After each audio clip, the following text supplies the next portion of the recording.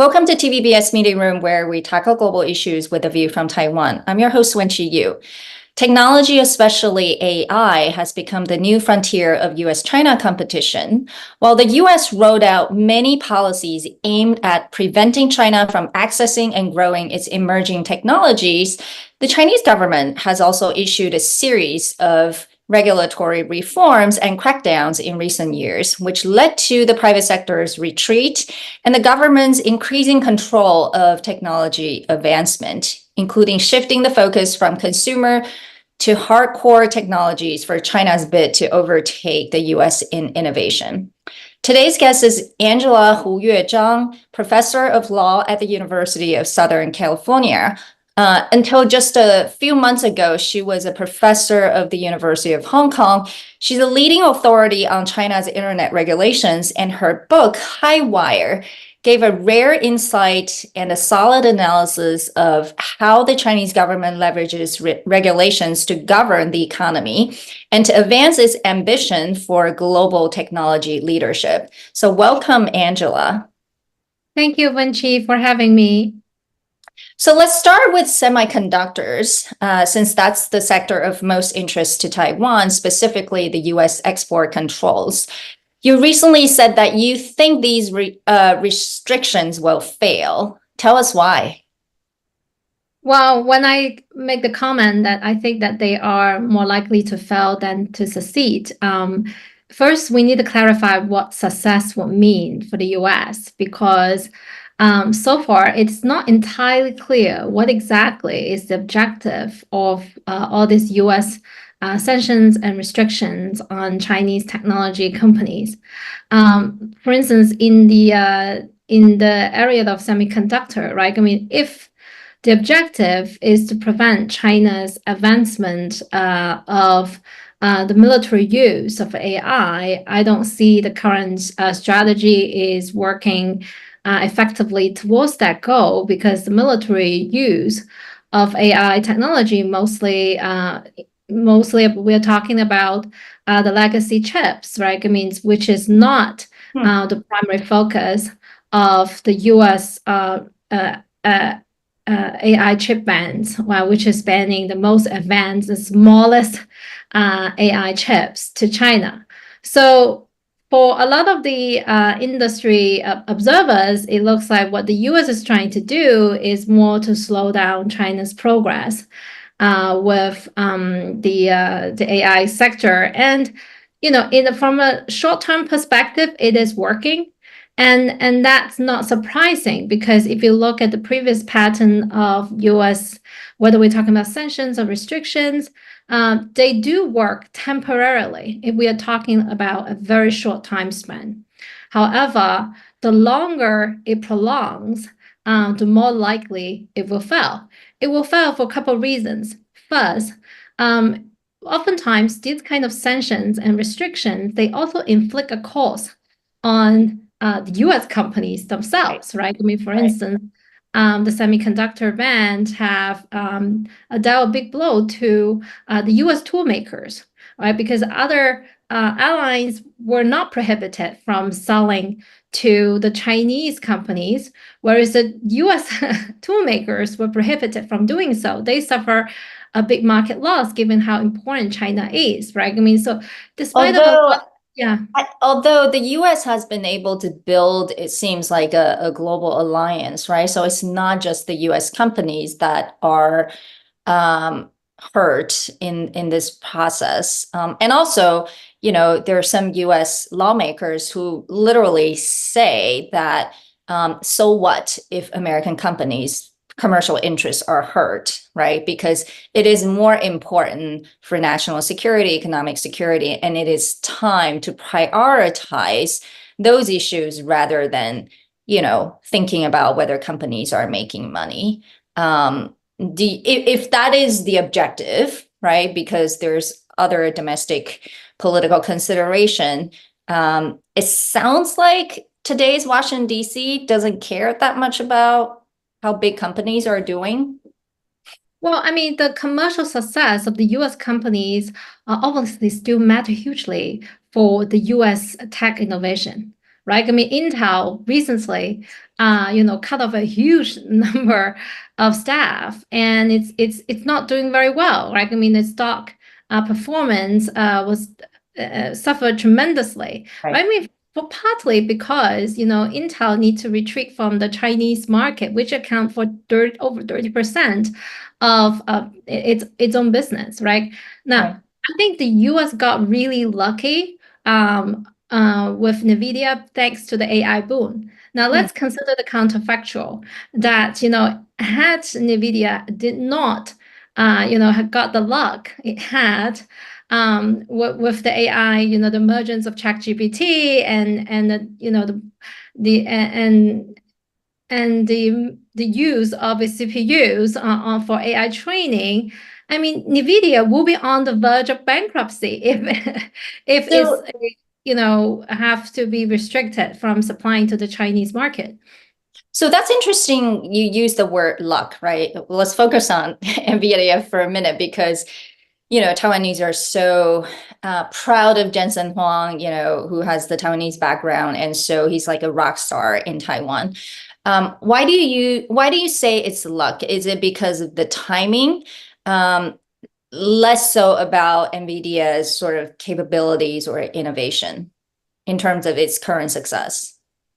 Well, I mean, obviously, Jensen Huang is somebody who have earned to a large extent what he has achieved today, and through his hard work and through resilience. And he admitted, yes, NVIDIA has about it a lot.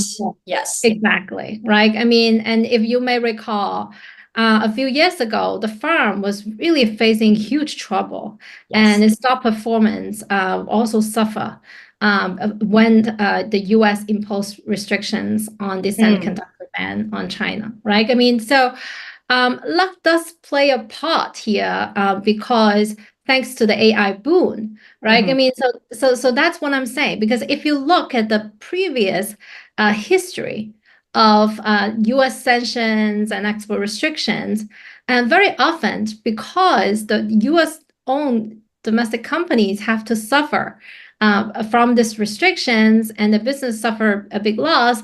And in the end, it actually, you allow other countries and plus China to catch up and capture the market.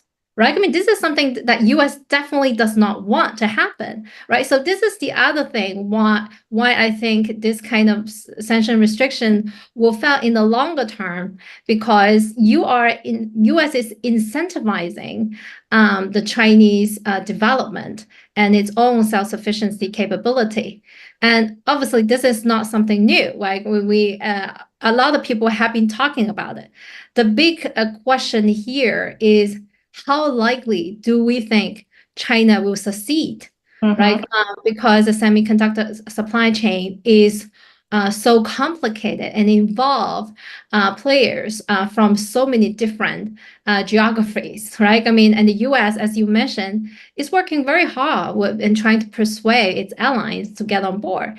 But you see, the longer it stretches, the more doubts that allies will have about this, because the allies don't share the same objective as the U.S. government, right? I mean, the allies are less concerned about China's tech rivalry.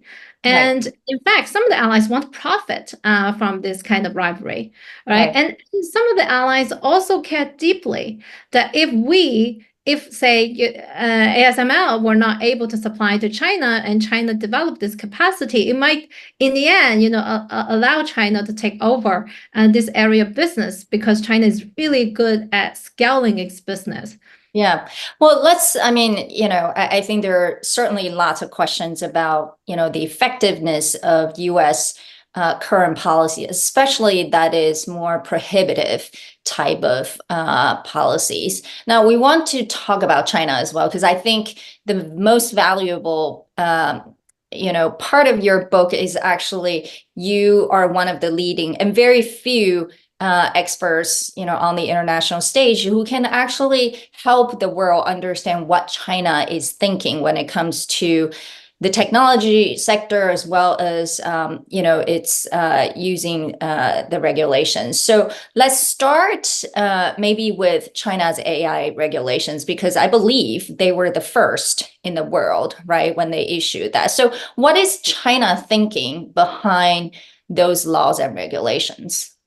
Right, a very good question. Like, I mean, AI has a very wide applications. So there are many different types of AI technology, and we observe the Chinese government adopt quite different approach in regulating its AI technology depending on its specific application.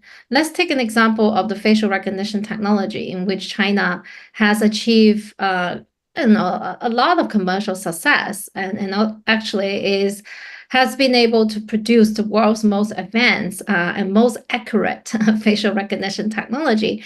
And this is also the most widely applied technology in China, right? I mean, and Because this you is have so many people. I mean, the population itself helps improve the data, algorithm. Yeah, exactly. And we all know the Chinese government conducted a massive public surveillance program, Right. and you see camera almost everywhere in China, right? I mean, so thanks to the demand from the government and also the procurement from the government, this technology have achieved phenomenal success, right? I mean, there have been research showing that actually this kind of private and public coordination, right, in which the government procure facial recognition technology from Chinese company actually facilitate the success of this technology, because government is able to provide really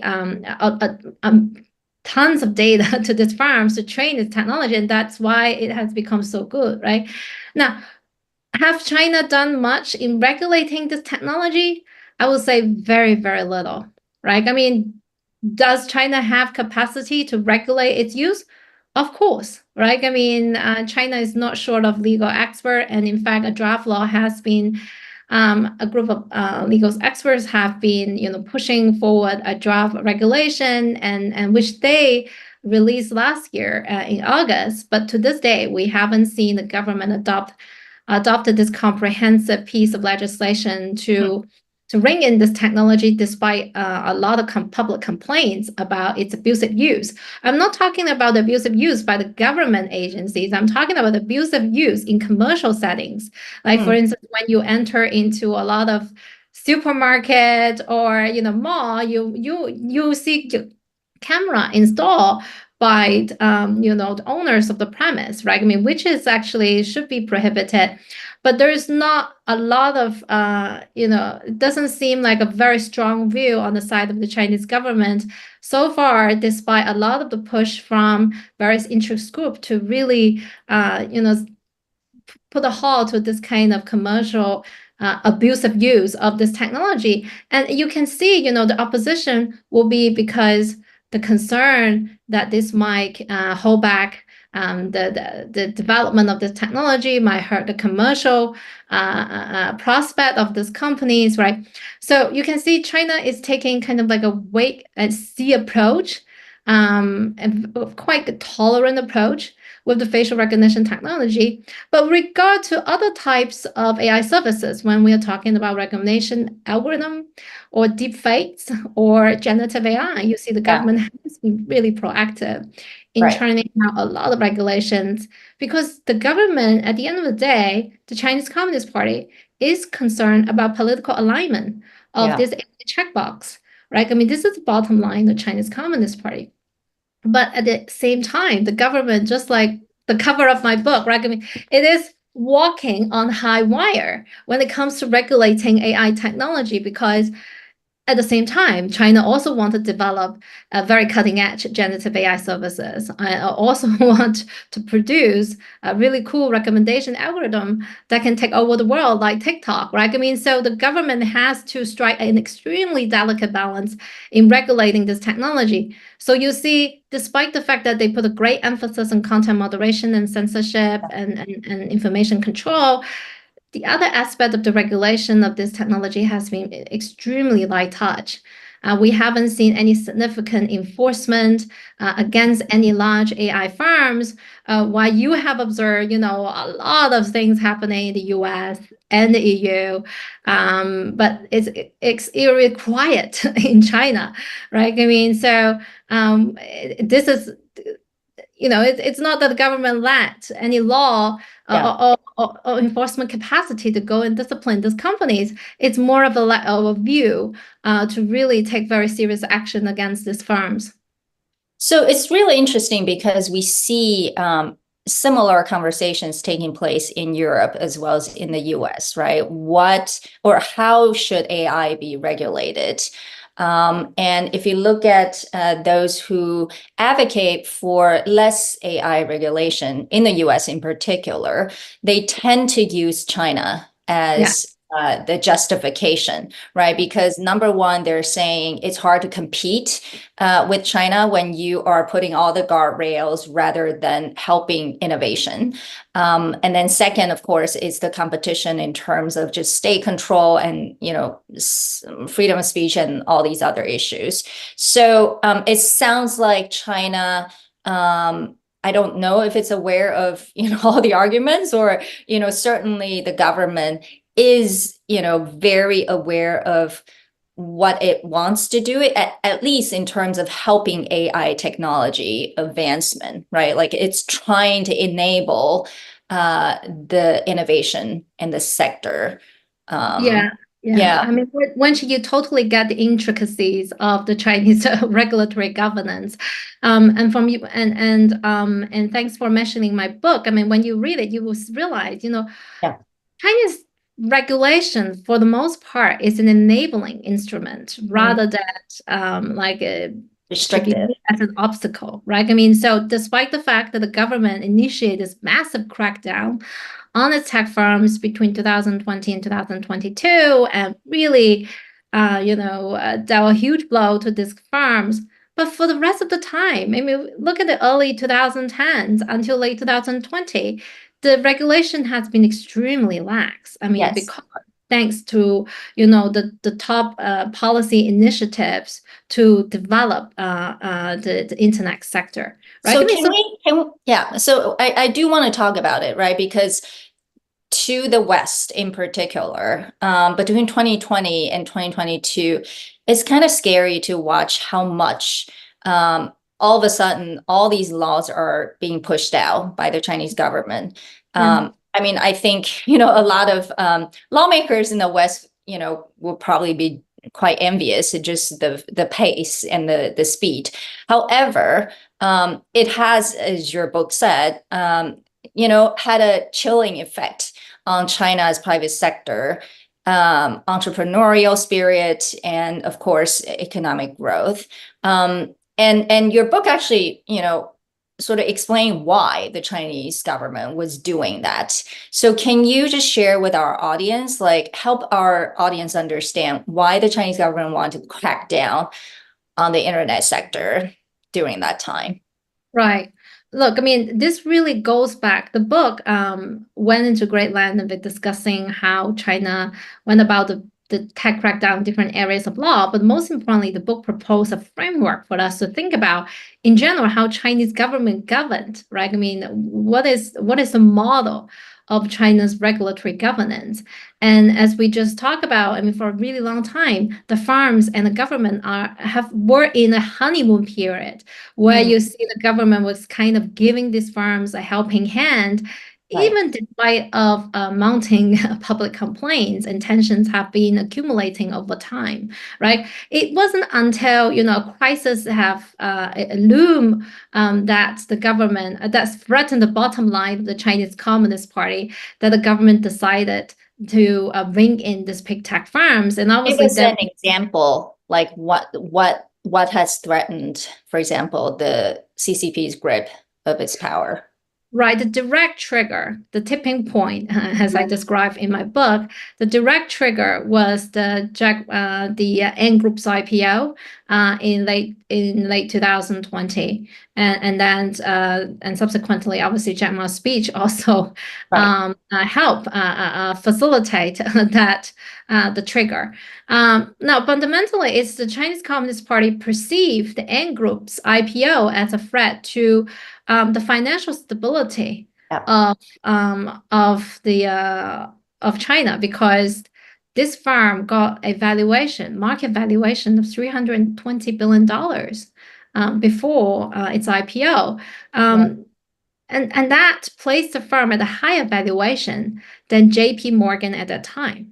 Now, how did this 6-year-old company spin off from Alibaba achieve such a high valuation? Because Ant claimed that it is a technology company, which allowed it to get 4 times as high a valuation as a financial institution. Because Ant said, I'm just an intermediary connecting borrowers and banks. They own banks, right? I mean, I don't have any skin in the game, I don't have any interest. I'm just an intermediary. I'm just a technology company. Even in its, if you may recall, even its IPO prospectus, it's that I am a tech fin. I'm not a fintech company, and even changed its name from Ant Financial to Ant Group in order to avoid being scrutinized as a financial institution, right?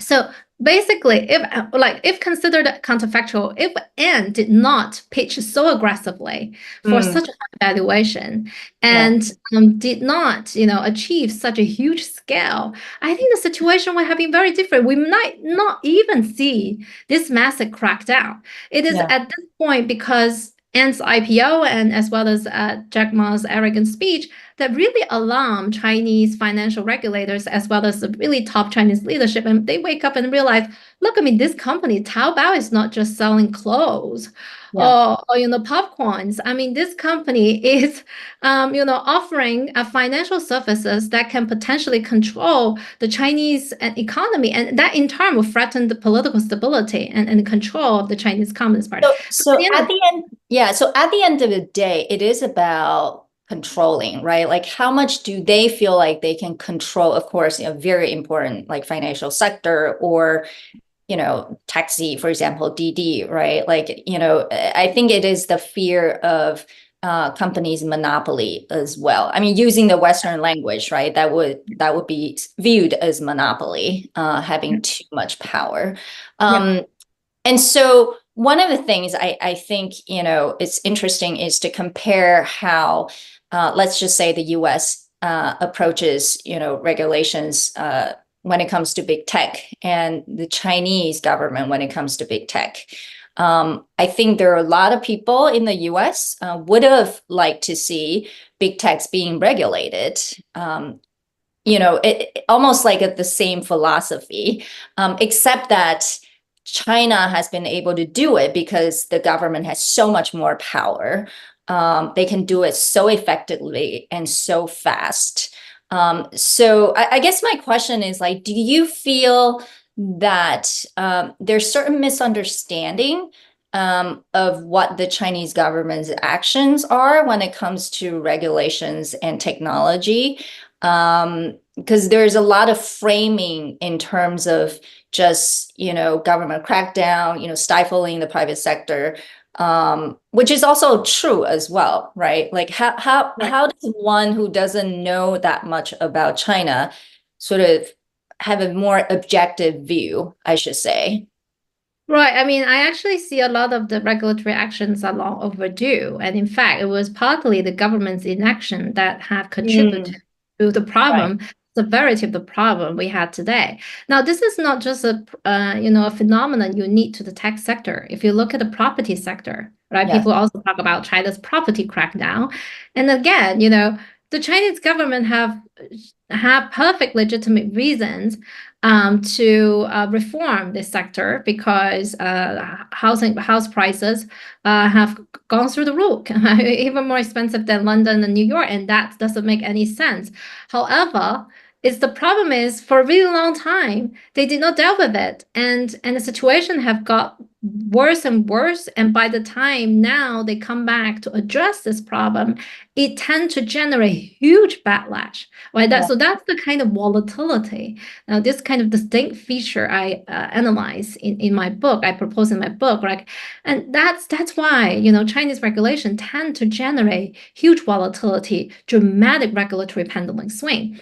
And now look at the Chinese property sector, look at the tech sector, they all have to roll back these measures eventually because the government realized this kind of intense and heavy-handed regulatory action is actually not sustainable because and it's hurting the economy, at least right now. I mean, we can see. And then you are, how to say, now you try to popping a bubble, you create another pop bubble, and it's a bigger bubble, right? I mean, now it's a much bigger bubble, and the Chinese economy has suffered from various fronts at the moment. It become a bigger risk to the Chinese government and the Communist Party, and now it has to roll back all these measures, right? I mean, you see, just yesterday, the Chinese. The People's Bank have rolled out emergency measures and to trying to rescue the Chinese market, right? I mean, so the Chinese policymakers are now in a constant whack-a-mole crisis situation, right? I mean, because of its own distinct regulatory governance model. So you see, Wenqi, I'm trying to be very neutral here. I'm very critical of what the Chinese government does. I'm also very critical of the US government. And by the way, you actually found some striking parallel between the US export restrictions or US policy towards China with what China is doing. Because when it comes to things in relation to foreign relations, the US government possesses tremendous discretion. The executive branch very often is subject to very little judicial constraint or congressional constraint. And you see over time in the past few years, the executive branch power have been expanded. And that also create all sorts of problems. And this is something that I don't think have gotten a lot of attention from the media or from the academia so far. But this is something that we should look at.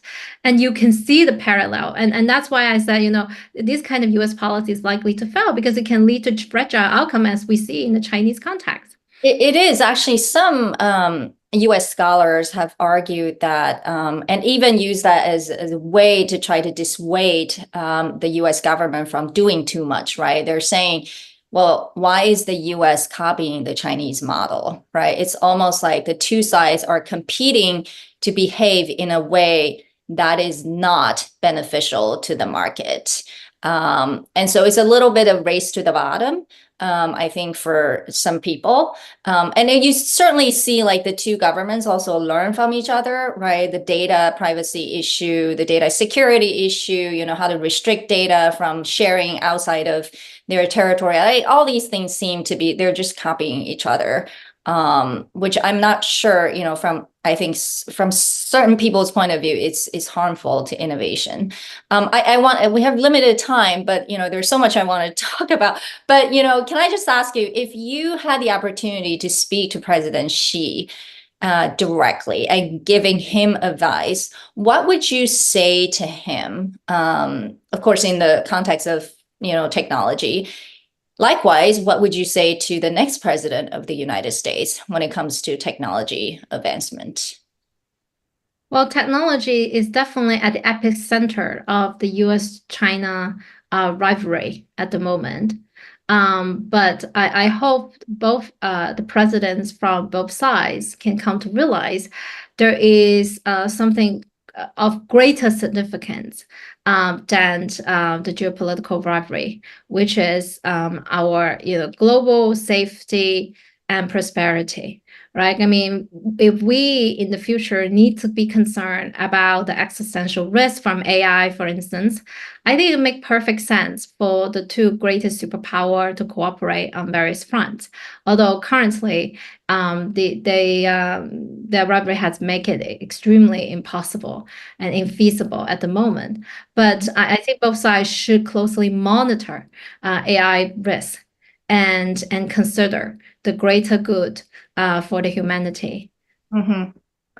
Well, thank you so much for anyone who wants to really get a better understanding beyond sort of the news headlines about China's internet sector. I would strongly encourage you to read Professor Zhang's book, which really is a pretty balanced approach to helping the world understand how Chinese government leverages regulations in terms of enabling its technology sector. So thank you so much for joining us. We hope to have you back next time, and take care. Thank you, Wenqi. Bye.